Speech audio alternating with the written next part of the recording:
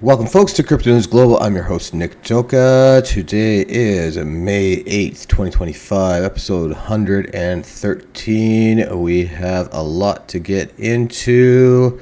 We have a new Pope Leo. We've got some great trade tariff agreements between the States and Britain that we're definitely going to deep dive, and Dow gains 250 points on this. Bitcoin reclaims 105,000. In fact, it was at 105K after Trump promotes this UK deal. BitcoinPrice flashes signals that has led to a surge every time. Let's get into that historical factor. And huge news, the OCC gives banks the green light to offer Bitcoin and crypto custody and trading services. All this and so much more on today's show.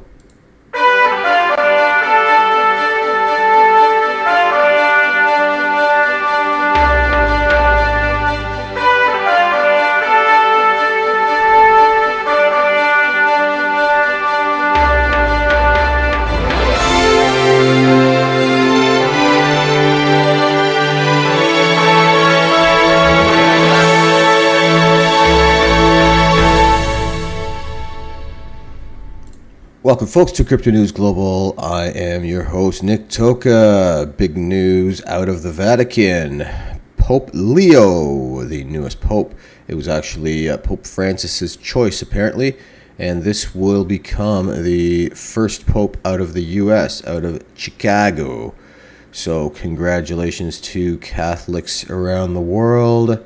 And great news on the financial front, just as we were talking about so many times when everybody was saying, trade war, trade war, trade war, send in the troops, sell everything you've got, oh my god, oh my god. And here at Crypto News Global, we were saying, these sound like negotiation tactics to us. Let's buy the fucking dip. And of course we all did, right? Now we are reaping the rewards. So let's check out what happened today in the good old US of A. I'm going to crank up the sound a little bit so we can hear this well. Now let's get right into it. If only the Panicans had waited. President Trump scoring his first trade deal since Liberation Day with the United Kingdom, and teasing more countries to follow as he fights for a fairer playing field in the global market. 47 charming the bloody socks off the Brits while in the Oval, and even made them laugh at his jokes about the Democrats. With this deal, the UK joins the United States in affirming that reciprocity and fairness is an essential and vital principle of international trade. This is a really fantastic, historic day in which we can announce this deal between our two great countries. The Democrats are fighting it only because they want to fight. They have Trump derangement syndrome. Senator Schumer's become a Palestinian. Buttigieg, who has no clue. You know, he drives to work on his bicycle with his, in all fairness, with his husband on the back, which is a nice, loving relationship. My God. But a win for America is a blow to the liberals who are rooting for 47 to fail. The press wasting no time to whine about the deal. Does it live up to the hype we just heard from the president? The answer to that is obviously not at all. I might have thought it was a trade deal on fertilizer because there was a bit of that. This deal between the two countries is not actually going to be anyone majorly significant. I mean, it sounds like this is a marginal deal and that it's not that big of a deal. Ah, Jesse, you knew that was going to come. Yeah. Because they can't stand the successes. No, and if you're rooting against this, you're rooting against the country. Because Yeah, so there you have it. If you're rooting against this, you're rooting against the country. Congratulations, the next president, Democrats. whether it's a Republican or Democrat, they're going to keep these deals. Yeah. They're going to tinker with them, but we're moving towards deglobalization and reindustrialization, and he's setting us up on a great course. They have. Yeah, so Dems, as usual, always taking the worst out of it. However, the markets are loving it. And in fact, this is any deal, any closure of a deal, folks. The markets have been looking for an off-ramp here. They've been looking for any kind of good news on these tariffs. Number one, they completely over-exaggerated and overblew these whole tariff war bullshit that they were talking, right? Half the smart people were saying this is a way to negotiate better deals for the U.S., and the Dems and the dummies were saying, oh my God, sell everything you've got. Everything's going to zero. Oh my God, oh my God. And then the smart folks were saying, oh, fantastic. You're selling your Bitcoin. I can get it at a cheaper price. Swing. Right? Buying the fucking dip. We were. So a little hilarious how things go. The Bitcoin technical analysis shows us that Bitcoin is up 5%. It was up actually over 6.5%, almost hitting 105,000 at one point today, sitting just under 103,000 right now. Ethereum, shockingly up 20%. Damn. $2,193. Solana up 10%, $162. XRP up 8%, $2.30. Sui up 16%, $4. Doge up 12% to 19 cents. Checking out the crypto bubbles for the day. Everything up except Form. Poor Form. Look at that red dot all by itself there. Tisk. We've got Virtual up 47%, Brett 38%, Pepe up 31%. You know, everything, everywhere you look, Injective up 16%, AVAX, Avalanche up 12%, Trump up 18%. Checking out the weekly gains. Again, we're at 95% of these things are in the green for the week, including Virtual up 24%, Pepe up 24%, Pudgy Little Penguins up 30%. And for the month, Pango, damn, up 256%, Virtual up 370%, Brett up 200%, Trump up 81%. Sui, damn, up 112%. Tau up 118%. Everything in the green for the month. Every single thing in the green. There's one tiny little red dot. Leo token. Oh, not sure what they're doing, but it seems that I would stay away from Leo token because it's the only thing in the red for the month. Well, there's one more other tiny thing. Dexy.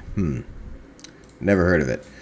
Total hash rate, it has again taken the turn upward from yesterday where it took a little downturn. Now total hash rate is at 910 billion terahashes a second. And we see the Bitcoin price is following the hash rate like we always talk about. The M2 global money supply, again, very, very closely following. With the Biddy almost identical, Bitcoin following literally 3 months, 2 to 3 months after, exactly the same pattern as the M2 global money supply. Checking out the Bitcoin market cap, it is over $2 trillion right now, $2.045 trillion.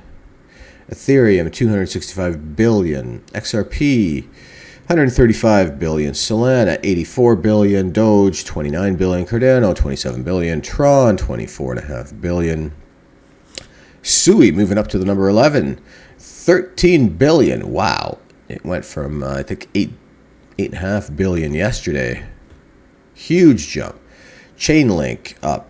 Currently at 10 billion, and AVAX $9 billion market cap. Total market cap from yesterday is up $2 billion, currently at 3.18 trillion, with Bitcoin holding 64.5% of that, Ethereum 8.3%, XRP 4.27%. Crypto Fear and Greed Index brings us to a 73 in greed. Yesterday was 65 in greed. Last week was a 67 in greed. There's 1,070 days until the next Bitcoin halving in 2028. There's 154,102 blocks until the next halving. Total market cap by asset globally, we've got gold at 22 trillion, Microsoft 3.2 trillion, Apple 2.9 trillion, Nvidia 2.8 trillion. Bitcoin jumping a bunch of the big boys now, currently sitting in the number 5 position at 2.04 trillion. Amazon 2.03 trillion, behind the biddy now, and Google also behind the biddy at 1.8 trillion. Silver 1.8 trillion, Saudi Aramco 1.6 trillion, and Fuckbook at 1.5 trillion bucks. You can currently get 973 satoshis for $1 US. We talked about it yesterday that number wasn't going to be over 1,000 for very long, and just like that, one day later, you can no longer get 1,000 satoshis for 1 fiat US dollar. U.S. national debt currently sitting at 36,825 billion, equaling 107,581 per U.S. citizen, or 323,050 per U.S. taxpayer. Doge has saved U.S. taxpayers $409 billion, equaling to $3,640 per taxpayer. Big chunks being saved. Hallelujah, we should be saying, for Elon and Doge, instead of people burning down his world's best electric car, 100% made in America. They should be instead praising this guy. They just saved him. They just saved you $3,640 in 3 months. $1,200 a month almost. That is not chump change, everybody. So we'll see what they end up doing with the money. I think the savings might end up actually going back to the people in terms of checks. So talk about making people happy. If that happens, oh boy, look out. The approval rating for Trump is going to change dramatically, because right now everybody's in this tariff thing and brainwashed by the media. We all know that. I don't know. Turn off CNN, everybody. Come on. And in Canada, turn off the frickin' CBC.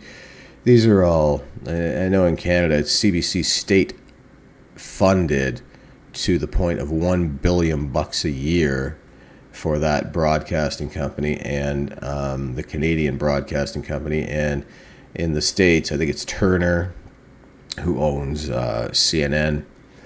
Regardless, these guys are all getting their news from the same source, and it seems to me that that source is corrupt. So I would highly recommend getting a good overall perspective from the internet. I know it sounds crazy, right? Never believe what you read on the internet. However, one or two people might be off. Of course, right? But as a collective on the web, all these broadcasters, they can't all be wrong. As a collective, they've got things right. When it goes to mainstream media, however, there's only the Reuters who's passing out the news to everybody. So there's one news source, and whatever they tell them to say, that's what they say, because the news feed comes into the broadcasting company. Comes through a little modem. I used to run this thing, guys. A little modem about yay big. The news feed comes in. It comes in like a DOS, just plain text, basically. Then the editor takes that plain text,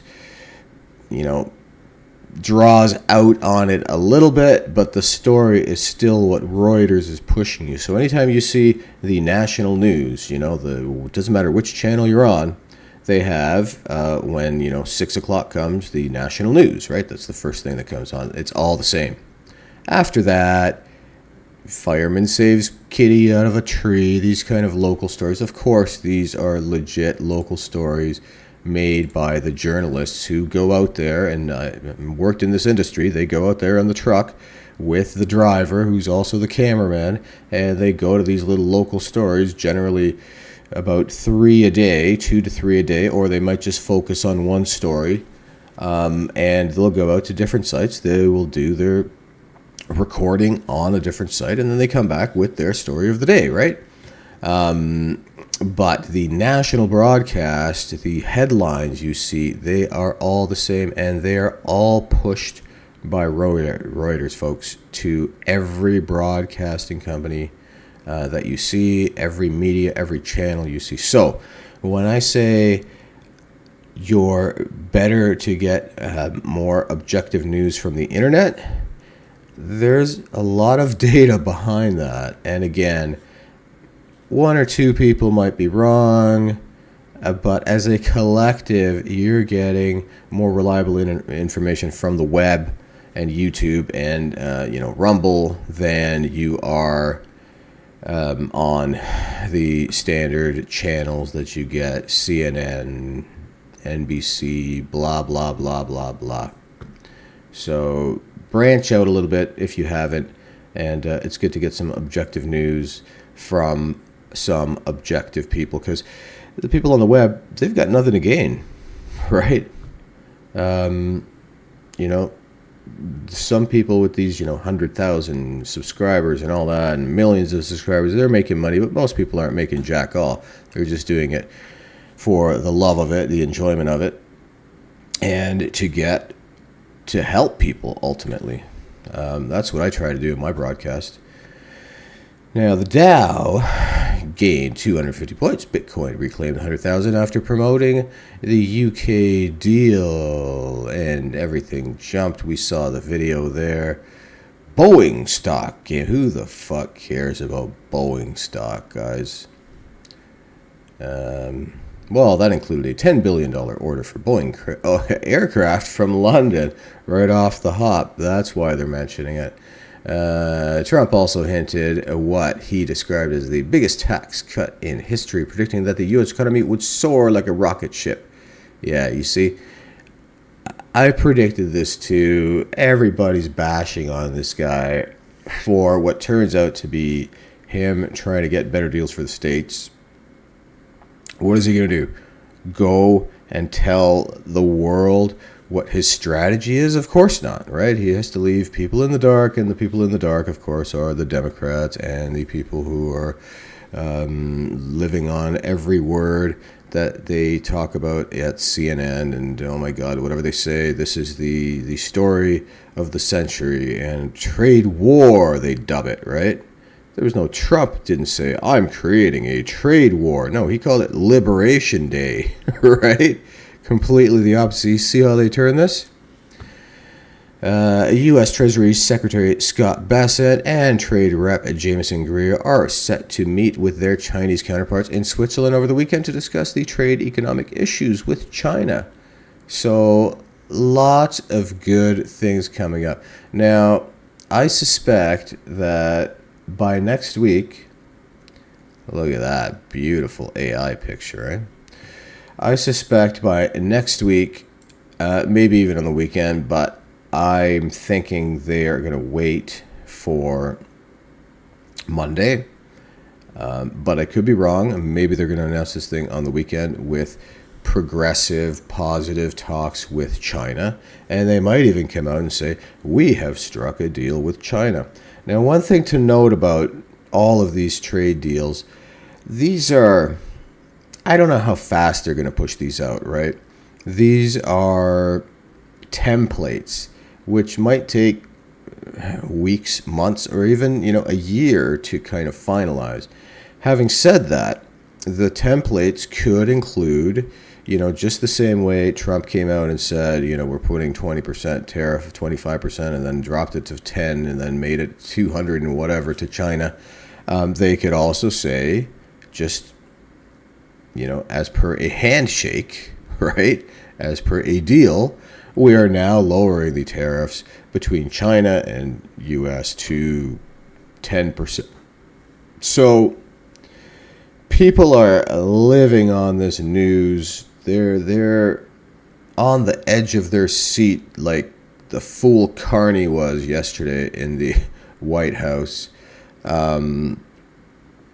So if this news is announced over the weekend, so they're having the talks with China and Switzerland, if they come out and say, we have struck a deal, we're going to lower the tariffs to 10% between the two countries, or to 0 between the two countries, and until we complete the negotiations, expect the crypto market to boom, fellas. And Monday morning, expect the traditional financial markets to boom, but the Biddy will have the head start. And I wouldn't be surprised, overly surprised anyway, if something like this was announced on the weekend. However, I do feel like if negotiations go well and some kind of deal is struck, it's going to be announced on Monday. Now, Trump, I haven't heard more about this, but apparently there is some huge announcement he's going to make. He said the latest Monday. So let's see what actually happens. The announcement might come in tomorrow. It might be about these huge tax breaks. He said it's going to be the biggest positive announcement made in decades in the U.S. So kind of curious to see what happens with that. And the same way I called it as well, right? The same way when everybody's talking trade war, trade this, trade that, tariffs, when things go positive, like today, negotiations and trade agreement created with the UK. Once we see the positive, I anticipate that the same way the markets went down, the markets are going to go up, as we saw today. Right? There was almost a God candle today in Bitcoin. Bitcoin price flashes signals that has led to a surge every time historically. Let's get right into the story. The Bitcoin price action has once again caught the attention of the broader crypto market as it flashes major bullish signals that have, without fail, led to significant rallies throughout the cycle. Building on this technical signal, a crypto analyst has forecasted that Bitcoin could mirror historical trends and potentially surge to a new all-time high. Yeah, no frickin' kidding. Bollinger Band signals hints at Bitcoin price rally. A closer look at Bitcoin's weekly chart presented by Bitcoin Census on X reveals a critical pattern that has only appeared 4 times since 2022. Each occurrence has marked the beginning of a strong upward movement in Bitcoin's price, making it a highly bullish setup. The signal in question is the Bollinger Bands, which is known to identify potential reversal zones. The analysis shows that Bitcoin has recently touched the lower Bollinger Band on a weekly chart and bounced upward, confirming a support level that historically acted as a springboard to sustain bullish momentum. This marks the 5th time this specific signal has occurred during the cycle. Each of the past 4 signals, highlighted by the white circles on the chart, was followed by a strong price rally. So here we are, each time a strong price rally. So we're then anticipating a strong price rally. Notably, in 2023, Bitcoin rallied from below 2,000 to over 30,000 following the appearance of this Bollinger Band signal. A similar pattern played out in mid-2023 when this setup triggered a surge that pushed Bitcoin above 45 grand. Later that year, the same signal preceded a breakout with BTC soaring past 60,000. More recently, in early 2024, the Bollinger Band signal sparked a parabolic run above 100 grand. Now, in quarter 2 of 2025, Bitcoin is once again flashing the historically reliable indicator. Its price found a strong support near the 77.5 level, with resistance levels above 106,000. As the Bollinger Bands align, Bitcoin census predicts a potential rally toward 130,000 to 160,000. This would mark a historical all-time high for Bitcoin, representing a maximum increase of over 46.7% from its current all-time high above 109 grand. BTC poised for a breakup price nears 100,000 again. Yeah. Loving it. I feel like this Bollinger Band predictor is very likely going to be bang on again. Let's take a look again at the chart. It's kind of tiny on screen. That's all we're going to get. Yeah, that's all we're going to get. But we do see they've circled out the historical trends. They have also circled out here that the Bitcoin price, look, after the circle, it kind of slid sideways and then huge bounce. And we're seeing the same thing here. It slid sideways, and again, we're hopefully predicting a huge bounce on that one. Huge story of the day is that OCC gives banks the green light to offer Bitcoin and crypto custody and trading services. So it's almost like, what exactly caused this huge jump today in the price? Was it the U.S. tariff negotiation and deal with the UK, or was it that the OCC gave the banks the green light to offer Bitcoin and crypto custody and trading services? The OCC's latest guidance clarifies that national banks and federal savings associations can offer cryptocurrency custody and trading services, including outsourcing to third-party providers, as long as they adhere to risk management practices and regulatory compliance. So what that means is banks can now custody your Bitcoin, offer you trading services, so they now can compete with Coinbase, for example, as long as they adhere to risk management practices and regulatory compliance. So what that basically means is they have to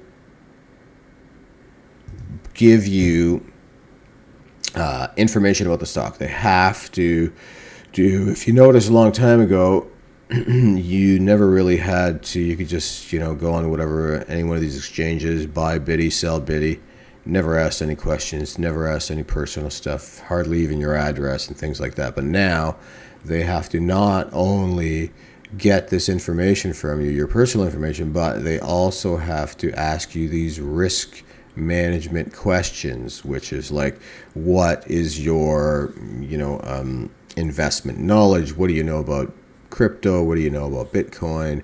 How much knowledge do you have? Low, medium, high? What's your risk tolerance? Low, medium, high? So as long as they answer these questions, they're adhering to risk management practices, right? This is basically, these risk management practices are effectively the bullshit that allows them to get off the hook from being sued if they lose you lose all your money, because they say that, oh, well, they told us they know everything about Bitcoin and we have now put them in the higher risk. They're allowed to trade more and they're allowed to trade these higher risk coins because they said that they know a lot about this industry. And what, they know what they're doing. Now, if you answered the opposite and said, I don't know anything, I have a small amount of money, my risk tolerance is low, then they will actually limit the amount you can invest. And they might even limit the coins, in fact, that you can invest in. But as long as they're adhering to this risk management practices and regulatory compliance, they are now allowed to offer Bitcoin and crypto custody and trading services. The Office of the Comptroller of the Currency has issued new guidance confirming that national banks and federal savings associations can engage in crypto asset custody and trading services. So national banks, so this is not like your little trade union, folks. This is like everybody can now offer you the biddy. This clarification comes in Interpretive Letter 1184, which outlines the banks may buy and sell digital assets held in custody at their customers' direction and may also outsource crypto-related activities, such as custody and execution services, to third parties. However, banks must ensure they implement proper third-party risk management processes. This decision is important in the OCC's guidance, enabling banks to participate more actively in the rapidly growing cryptocurrency market, which now includes over 50 million Americans. The OCC's updated rules are part of its ongoing efforts to ensure the banks can responsibly engage in emerging financial technologies while protecting consumer and complying with acceptable laws. So, this is 100% bullshit, right? Ongoing efforts to ensure banks can responsibly enable banks to participate more actively in the rapidly growing cryptocurrency market, which what this basically means is now they can make money off you on the crypto side as well. That's pretty much what this means. This is why they're doing it. Make no mistake, folks, the banks are not in to help you, right? They have seen, there's $3 trillion in the crypto. There's $2 trillion in Bitcoin. How can we make money off our customers using this? Regardless of my viewpoint, this is definitely a progressive step forward. We have to admit, if we said a year or 2 years ago or 5 years ago that every bank, national bank in the States and Federal Savings Association can engage in asset custody and trading services for crypto, people would think we were nuts. But here it is, live, and it's a fact.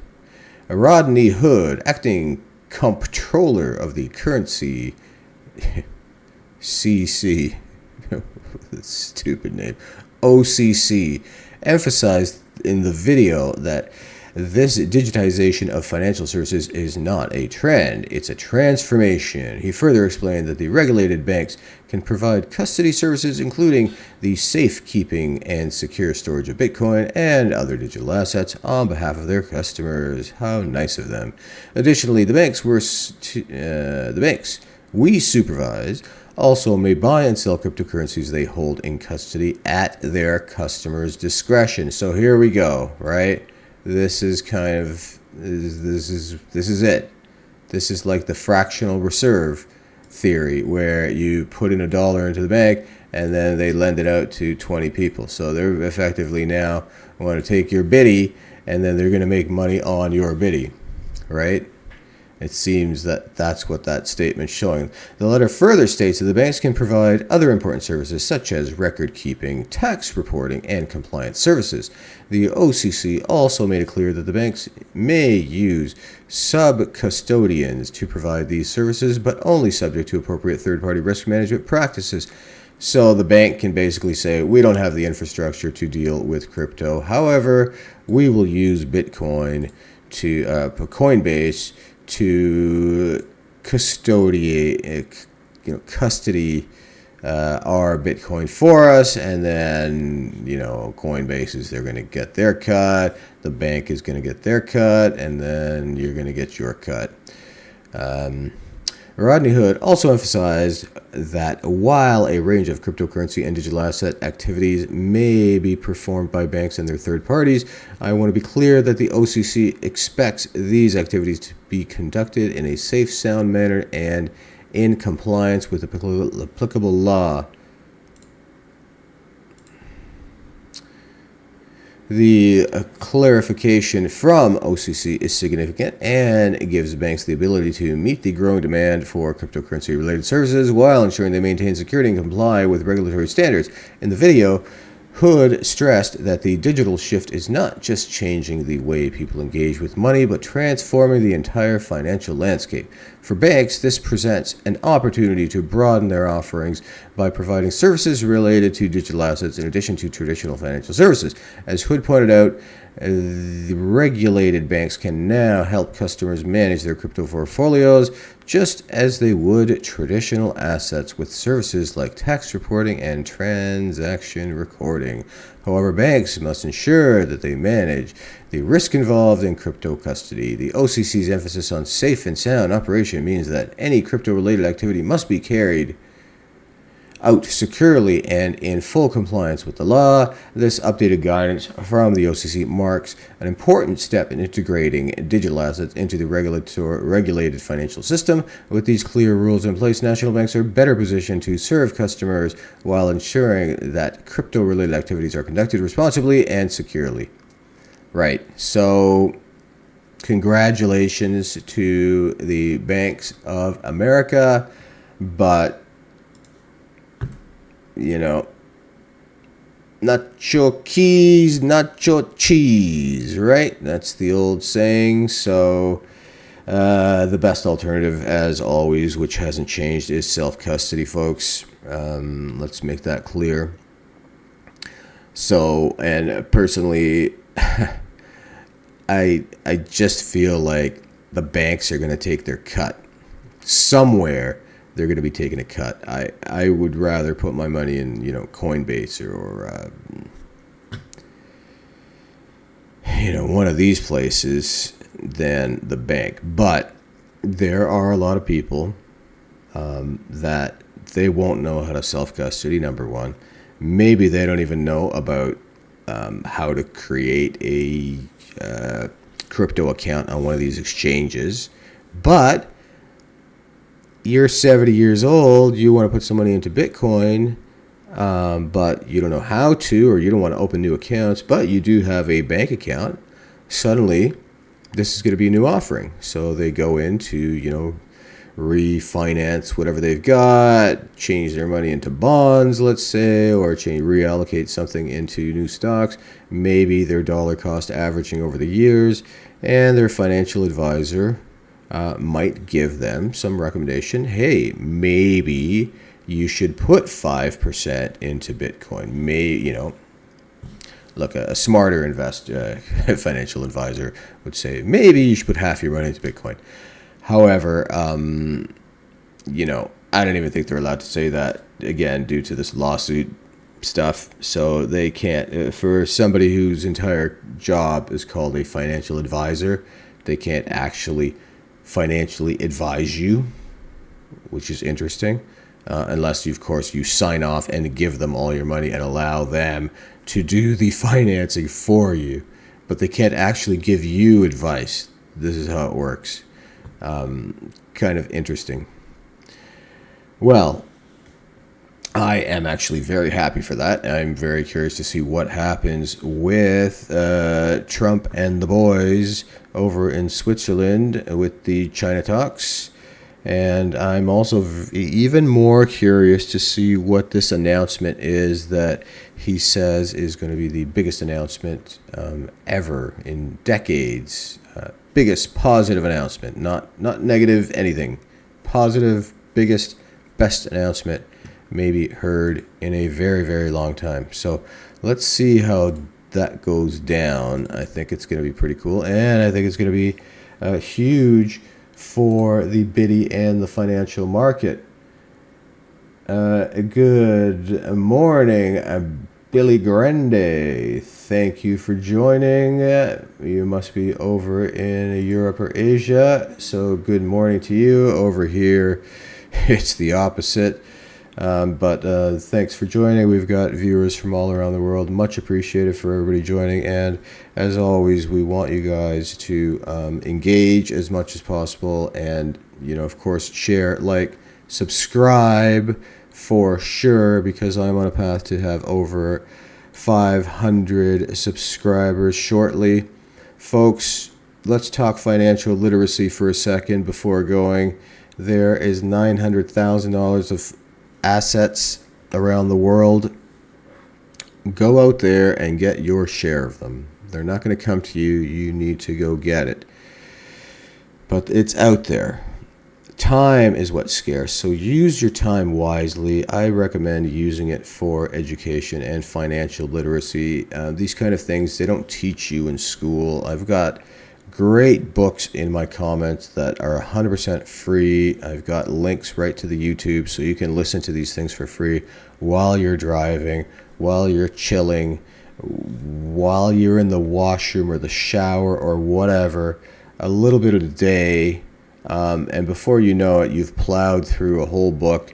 You've got this new knowledge and you're more financial literate. You'll be able to take more control of your money and don't let the banks control your money like the way they've been doing for decades and decades. And certainly everybody's parents that's, on this line here, likely this has been exactly the case. The banks have been siphoning 2 to 4% as their management expenses, right? We're talking hundreds of thousands of dollars over a person's lifetime. So take control of this yourself. I suggest reading these books in order, the way I've got them top to bottom. I have them like that for a reason. That would be my recommendation, but certainly you can go through and look at the titles and see what more suits you. If you want to learn on how to not be taken advantage by the banks and fucked up the kazoo the way they've been doing forever, a good book for that would be I Will Teach You to Be Rich by Ramit Sethi. I Will Teach You. It's the second one in the list, but I highly recommend starting from the top with the Bitcoin Standard. You'll learn a lot about money and the history of money before jumping into, how and what to do with money, right? As part of this, please, folks, save more money than you spend. And if you start making more money, start saving more money. Don't start spending more money. Yeah, I'm making more money. Yeah, now I can buy the next good thing. You don't need all this shit. It used to be that you bought something and it was nice and it was built well and it lasted, right? Now, people replace one piece of plastic garbage 3 years later with a newer and fancier piece of plastic garbage. Just don't do it. Get into the habit. I was the same. I was Amazon. And you know what? After reading these books a couple of years ago, I was like, that's it. I'm not fucking spending shit. Like, for what? I don't need this. And you end up accumulating all this crap. And I've seen it with my folks. And all that happens with all this crap you accumulate is you end up throwing it out. It's not even you think that, oh, it's worth this, I can sell it. People lowball you and you think something is great. You bought it for thousands of dollars. You think it's amazing. It's still like new. It's worth so much. And you try to sell it for, $300. It costs like $2,000. You sell it for $300 and you'd think people would be jumping on this thing. Oh, yeah, $300, I'll offer you $350, right? Bidding wars. No, they come in saying, well, okay, will you give me $50? I'll take it for $50. And it's like, no, go fuck yourself. You know what? I'd rather put it on the curb or give it to a neighbor and somebody who needs it rather than giving it to you for $50. So keep things, live within your means, right? That's all I'm saying. Hopefully you start investing when you're young, ideally in your late teens or early 20s, and you can retire when you're 40 or 45. Folks, imagine that, right? This is what everybody wants. And if you've got a great idea, start with it today. Don't wait for tomorrow. Even if you're not ready, start your idea. Hopefully things go well, but even if you fail, you will, number one, have the satisfaction to know that you at least went through with your idea. You won't have the regret of always thinking, oh, I wish I did this. Oh, when I was younger, I had this great idea, but I never did it. And then Jimmy took my idea. No, he didn't take your idea. He executed. It's not your idea. It's it's only your idea when you execute, right? So even if you fail, what's the big deal, right? You learn from the failure and you try again. So if you've got a great idea, start today, folks. Again, please share, like, and especially subscribe. This will help with the algorithms. It would be nice if I could gain a lot of subscribers. I think the information that I pass out every day is informative, accurate, and truthful. And of course, remember, as the banks say, this is not financial advice, but I can only tell you what I do, right? And take it at face value. Much appreciated, folks. Thanks so much for joining, and we will see you on the next stream. Have yourself a fantastic night.